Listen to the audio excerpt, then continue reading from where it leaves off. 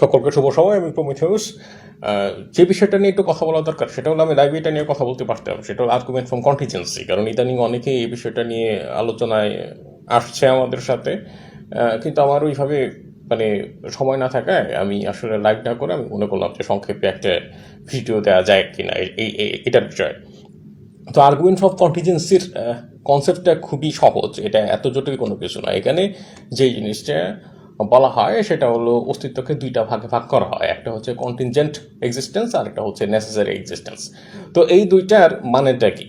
Contingent contingent existence বলতে যেটা বোঝায় সেটা হলো সে নিজের এক্সপ্লেনেশনের জন্য অন্য কোনো এক্সিস্টেন্সের উপর ডিপেন্ড করবে। একটা উদাহরণ দিই, যেরকম ধরেন একটা কলম, এইটার অস্তিত্ব নেসেসারি না, এটার অস্তিত্ব হচ্ছে কন্টিনজেন্ট। এটার অস্তিত্বের জন্য সে অন্যান্য বিষয়ের উপর ডিপেন্ডেন্ট, এটা হঠাৎ করে আসতে পারে না। বিষয়টা এরকমও না যে এটার আসতেই হতো, এই কলমটার এখানে আসতেই হতো, এই কলমটা এখানে না আসলেও পারতো। এই কলমটা যদি এখানে না আসতো এটা কোনো ধরনের সমস্যা হতো না। আবার যেমন ধরেন যে ধরেন রহিমের অস্তিত্ব, রহিম একটা মানুষ, বিষয়টা এরকম না যে রহিমের অস্তিত্ব পৃথিবীতে অনিবার্য ছিল। রহিম পৃথিবীতে নাও জন্মাতে পারতো, যদি তাদের বাবা মার সাথে পরিচয় না হতো রহিম পৃথিবীতে জন্মাতো না। তো যেটা দেখা যায় যে কন্টিনজেন্সির ক্ষেত্রে সবসময় এইটা অন্য কোনো কিছুর উপরে ডিপেন্ড করবে, অর্থাৎ সে তার এক্সপ্লেনেশনের জন্য অন্য কোনো কিছুর উপরে ডিপেন্ড করবে। তো এখানে যেটা দেখা যায় আমাদের যে কজাল চেইন, অর্থাৎ একটা কজের ফলে আরেকটা ইফেক্ট, ওই ইফেক্ট আবার কজ হিসাবে কাজ করছে, ওইটা আবার আরেকটা ইফেক্ট তৈরি করছে। এভাবে যদি আপনি পিছনে যেতে থাকেন তাহলে এই যে কজাল চেন, এই কজাল চেনের মধ্যে যে কজ ইফেক্ট এই সবই হচ্ছে কন্টিনজেন্ট, অর্থাৎ একটা ইফেক্ট একটা কজের উপর ডিপেন্ডেন্ট, আবার ওই কজটা আবার এর আগে ইফেক্ট হিসাবে থাকবে, ওই কজটা আবার আরেকটা কজের উপরে ডিপেন্ডেন্ট, এভাবে চলতে থাকবে। তো এখন তাদের প্রশ্ন হলো, অর্থাৎ যারা আর্গুমেন্ট ফ্রম কন্টিজেন্সির দেওয়ার চেষ্টা করে তাদের বক্তব্য হলো এখানে তিনটা উত্তর থাকতে পারে। একটা হলো এটা হতে পারে যে কজাল চেইন ইনফিনিট রিগ্রেস হিসাবে অনন্তকাল যাবৎ চলতেই ছিল। তো তারা যেটা মনে করে এইটা কোনো ভালো কোনো সমাধান না, কারণ যদি এভাবে একটার পেছনে যদি চলতেই থাকে, তাদের বক্তব্য হচ্ছে তাহলে আমরা বর্তমান সময়ে আসতে পারতাম না, কারণ আমাদের বর্তমান সময়ে আসতে গেলে অসীম সংখ্যক কজাল চেইন, অসীম সংখ্যক সময় পার হতে হতো। এটা তো অসীম সংখ্যক সময় পার হয়ে গেলে তো এটা আর অসীম থাকছে না, এটা তো সসীমই হচ্ছে। সুতরাং এখানে কন্ট্রাডিকশন আছে তাদের মতো করে যদি বলি।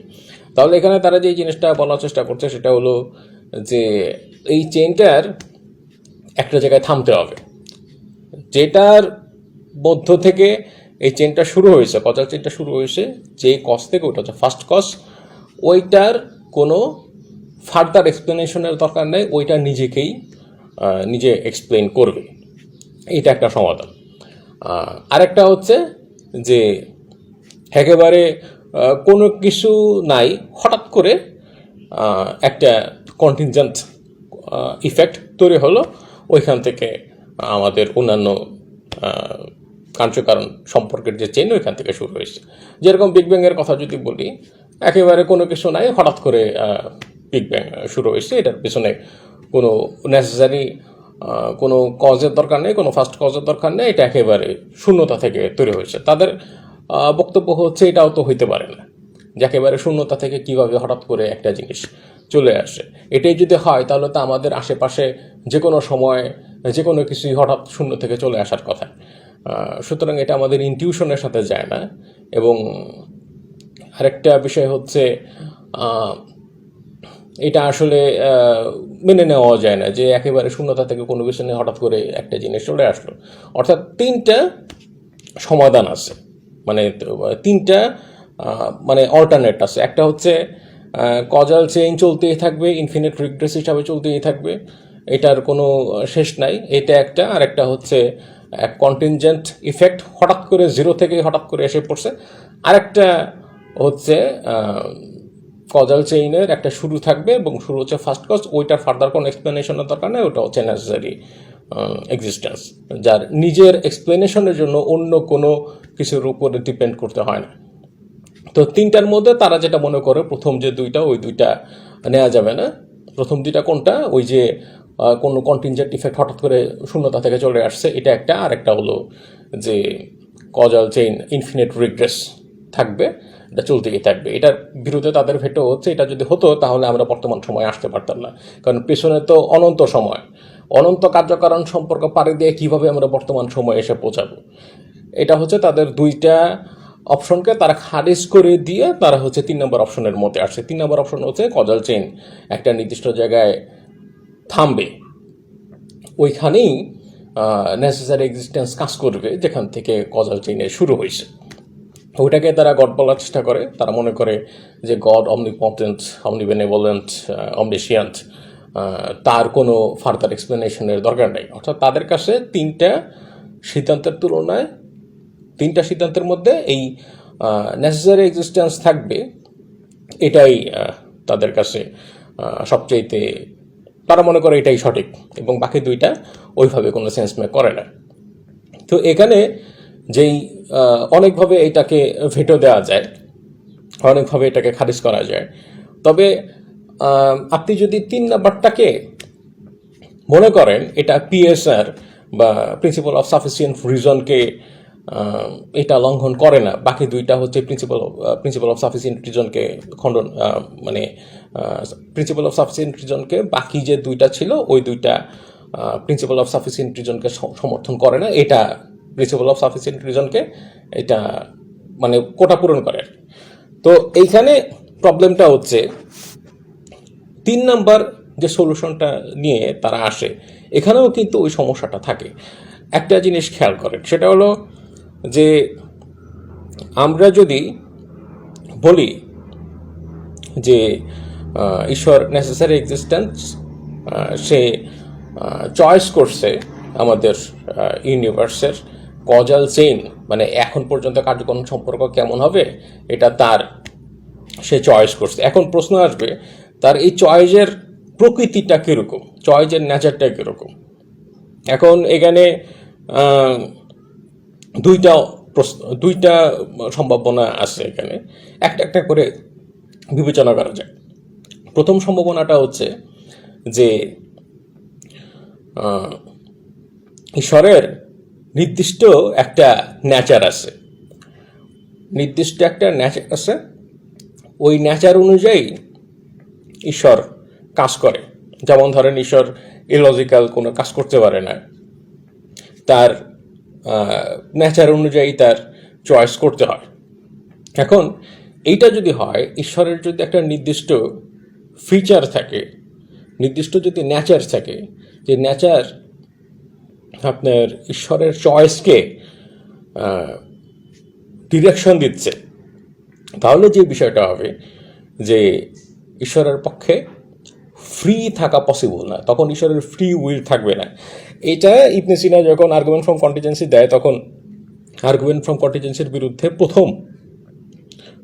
প্রথম দিকের যে আপত্তিগুলো আসে সেটা হচ্ছে এটা দেয় হচ্ছে আবার আশারিয়া দার্শনিকদের মধ্যে, আশারিয়া যারা স্কলার ছিল তাদের মধ্যে একজন ইমাম আল গাজ্জালি এই জিনিসটা বলে যে যদি এরকম হয় যে গডের মধ্যে নির্দিষ্ট একটা নেচার আছে এবং ওই নেচারই গডকে ঠিক করে দিচ্ছে, সে কি চয়েস করতে পারবে কি চয়েস করতে পারবে না, তাহলে যে প্রবলেমটা হবে, মানে গডের ইউনিভার্সকে তৈরি করতেই হতো, মানে এমন কোনো অপশন থাকবে না তখন গড ইউনিভার্স না তৈরি করলেও পারত।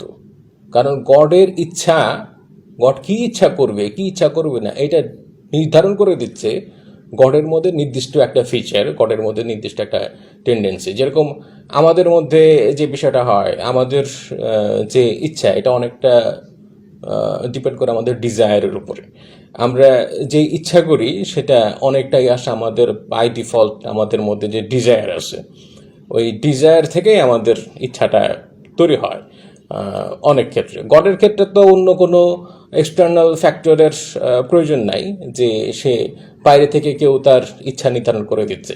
আমাদের ক্ষেত্রে দুইভাবে হতে পারে, একটা হচ্ছে আমাদের ডিজায়ার, আর একটা হচ্ছে আমাদের বাইরে থেকে কোনো ফ্যাক্টর এইটা আমাদের চয়েস নির্ধারণ করে দেয়। কিন্তু গডের ক্ষেত্রে তার বাইরের এক্সটার্নাল ফ্যাক্টর কাজ করবে না। গডের ক্ষেত্রে যেহেতু গড একজন এজেন্ট, সুতরাং এজেন্ট হইতে গেলে তার ডিজায়ার থাকতে হবে, এবং তার যদি নির্দিষ্ট লেভেলের কোনো ডিজায়ার থাকে যেটা তার ন্যাচারকে নির্ধারণ করে, তাহলে ওই ডিজায়ার গডের চয়েসগুলোকে ডিরাইভড করবে গড থেকে। তাহলে এটা যদি হয়, তাহলে গডের যে নেচার, ওই নেচার নির্দিষ্ট করে দিচ্ছে গড কি চয়েস করবে কি চয়েস করবে না। তো সেখানে যেহেতু এটা গডের চয়েস, এটা তার নেচার দ্বারা নির্দিষ্ট, সুতরাং সেখানে গডকে ওই সকল চয়েসই করতে হবে যে সকল চয়েস তার নেচার অ্যালাউ করে।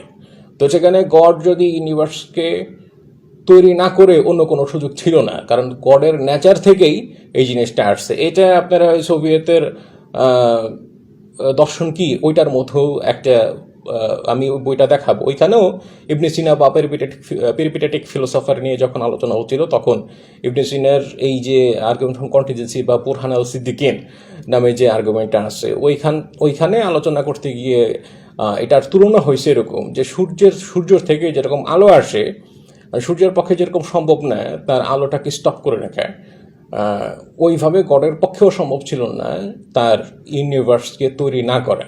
অর্থাৎ সূর্য থেকে যেরকম আলো অবিরতভাবে প্রবাহিত হয় সূর্যের নির্দিষ্ট নেচারের কারণে, ঠিক একইভাবে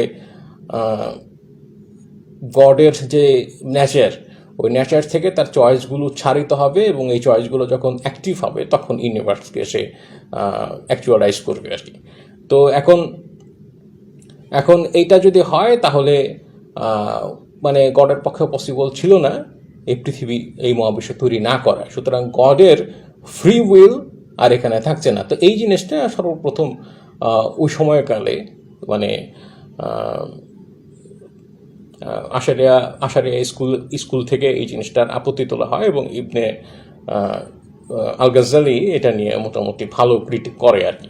তার প্রধান ভেটো ছিল এখানে, যে বিষয়টা নিয়ে আপত্তি ছিল সেটা হলো, এটা যদি হয় আর্গুমেন্ট ফ্রম কন্টিজেন্সি বা ওই সময়কার বুরহান আল সিদ্দিকির নামে যে, অথবা এটার আরেকটা নাম আছে সম্ভবত আর্গুমেন্ট ফ্রম ট্রুথফুলনেস। তো ওইখান থেকে যেই মানে সিদ্ধান্তগুলো আসে, ওই সিদ্ধান্তগুলো যদি আমরা মেনে নিই, তাহলে গডের ফ্রি উইল বলতে কোনো কিছু থাকবে না। আর গডের যদি ফ্রি উইল না থাকে, তাহলে তো এটাকে গডও ওইভাবে বলা যাবে না। এই আপত্তিটা ইমাম আল গাজ্জালি ইবনে সিনাদের বিরুদ্ধে দেয়। সুতরাং আমরা যদি এই আর্গুমেন্টটা মেনে নেই, তাহলে আমাদের মেনে নিতে হবে এমন একটা গডকে যার ফ্রি উইল নাই। আর ফ্রি উইল না থাকলে তাকে আমরা গডই বা বলবো কী কারণে, এটাও তো একটা প্রশ্ন।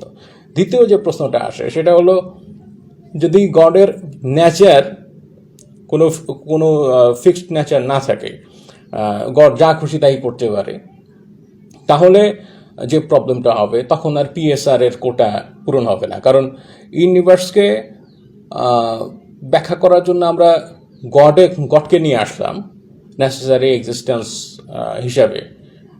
গডকে যখন নিয়ে আসলাম, তখন যেটা দেখা যাচ্ছে, সে যেই কারণে নিয়ে আসলাম একটা এক্সপ্লেনেশন থাকবে, কিন্তু এখন আর সেটা থাকছে না। যদি গডের নির্দিষ্ট কোনো নেচার যদি আমরা না সেট করি, তাহলে পুরো বিষয়টা হয়ে যাবে আরবিটারি। তখন আমি যদি প্রশ্ন করি যে গড এই ইউনিভার্সকে তৈরি না করে ওই ইউনিভার্সকে তৈরি কেন করলো না,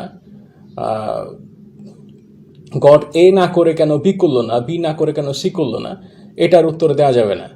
তখন প্রথম যে ক্যাটাগরিটা ছিল, প্রথম যে বিষয়টা ছিল, তখন এটার একটা উত্তর দেওয়া যেত যে গড এ না করে বি করলো, কারণ এটা হচ্ছে গডের অ্যাসেন্স বা নেচার থেকেই এই চয়েসটা আসছে। কিন্তু তখন হয়ে যেত গড আপনার ফ্রি উইলহীন। কিন্তু এখানে গডের ফ্রি উইল আসছে, কিন্তু এইটা আর ইউনিভার্সের এক্সিস্টেন্সকে এক্সপ্লেইন করছে না, এটা হয়ে যাচ্ছে আরবিটারি। অর্থাৎ দ্বিতীয় যে সিদ্ধান্তটা, সেটা পিএসআর বা প্রিন্সিপাল অফ সাফিসিয়েন্ট রিজনকে মানে স্যাটিসফাইড করছে না। সুতরাং এই দুইটা সিদ্ধান্তটাই আর্গুমেন্ট ফ্রম কন্টিজেন্সিকে এক ধরনের বিপাকে ফেলে দেয়। এখন অন্য আমি যেভাবে এই বিষয়টাকে দেখি, আমি যেভাবে বিষয়টাকে কাউন্টার দিই সেটা হলো, দেখেন, অস্তিত্ব এই জিনিসটা আপনার যদি অ্যানালাইসিস করার চেষ্টা করেন তাহলে আপনি একটা জিনিস খেয়াল করবেন, আমরা সাধারণত আর্গুমেন্ট ফ্রম কন্টিনজেন্সি থেকে যেটাকে অস্তিত্ব বলা হচ্ছে, আমি এটাকে ওইভাবে অস্তিত্ব বলি না, আমি এটাকে বলি অস্তিত্বের বিভিন্ন ধরনের ফর্ম। যেরকম তারা বলার চেষ্টা করছে যে একটা টেবিল আমি এখানে অস্তিত্বে নিয়ে আসলাম, এই টেবিলটা দেখা গেল গাছের অস্তিত্বের উপরে নির্ভরশীল, কিন্তু এখানে কি অস্তিত্বের কোনো ধরনের পরিবর্তন ঘটছে? এখানে অস্তিত্বের তো কোনো ধরনের পরিবর্তন ঘটে না। এখানে আমি যেটা মনে করি সেটা হলো আকৃতির পরিবর্তন ঘটতে পারে, কিন্তু অস্তিত্বের কি কোনো পরিবর্তন ঘটছে কিনা এটা কিন্তু একটা কোশ্চেন। কারণ আপনি যদি ওই গাছের ইসে যান, জুম করেন, তাহলে একটা সময় আপনি বিভিন্ন ধরনের মলিকুল দেখবেন, তার নিচে গেলে আপনি অণুপরমাণু এগুলো আসবে, তার নিচে গেলে তো সাবঅ্যাটমিক পার্টিকেলগুলো আসবে, তার নিচে গেলে স্ট্রিং আসবে, তার নিচে গেলে আবার মানে এইভাবে যেতে যেতে দেখবেন আপনি একটা এনার্জি ফিল্ড বা কোয়ান্টাম ফিল্ড পাইছেন। এটা সব অস্তিত্বের ক্ষেত্রেই কমন। আপনি যে কোনো অস্তিত্ব ভাঙেন, যেটা আপনি কন্টিনিউট বললেন না, নেসেসারি ভাঙেন, যাই ভাঙেন না কেন, সবার পিছনে গেলে দেখবেন এনার্জি ফিল্ড বা কোয়ান্টাম ফিল্ড আছে। এখন এই ফিল্ডের তো আর আপনার বলতে পারবেন না যে এই ফিল্ড কন্টিনজেন্ট না নেসেসারি, এটারে আপনি দুই ওয়েতে ডিভাইড করবেন কিভাবে। তো ওই সময় মানুষের এই ফিজিক্সের বা পদার্থবিজ্ঞানের জ্ঞান ওই লেভেলে না থাকার কারণে অস্তিত্বকে এভাবে নেসেসারি বা কন্টিনজেন্ট এভাবে দুই ভাগে ভাগ করে তারপরে দেখানোর চেষ্টা করছে যে একটার উপর একটা ডিপেন্ডেন্ট। এখন একেবারে যদি আপনি সব কিছুর যদি ভেঙে ফেলেন, ভাঙতে ভাঙতে ভাঙতে যদি আপনি ওই এনার্জি ফিল্ড বা কোয়ান্টাম ফিল্ড পর্যন্ত চলে যান, তাহলে এখানে আপনি কোনটাকে কন্টিনজেন্ট ধরবেন, কোনটাকে আপনি নেসেসারি ধরবেন। কারণ এখানে সব কিছু ভাঙলেই তো ওইটাই পাওয়া যাচ্ছে, ওই নেসেসারি এক্সিস্টেন্স বলতে ওইটাকেই পাওয়া যাচ্ছে। তত কোয়ান্টাম ফিল্ড বা আপনার ভ্যাকুয়াম এনার্জি, কোয়ান্টাম মেকানিক্স থেকে যেই টার্মগুলো আমরা জানি, একেবারে মৌলিক কিছু বিষয় চলে আসছে। এখানে তো আপনার ওই কন্টিনজেন্ট কোনটা আর কোনটা হচ্ছে নেসেসারি ওইভাবে আলাদা করার তো কোনো সুযোগ নাই।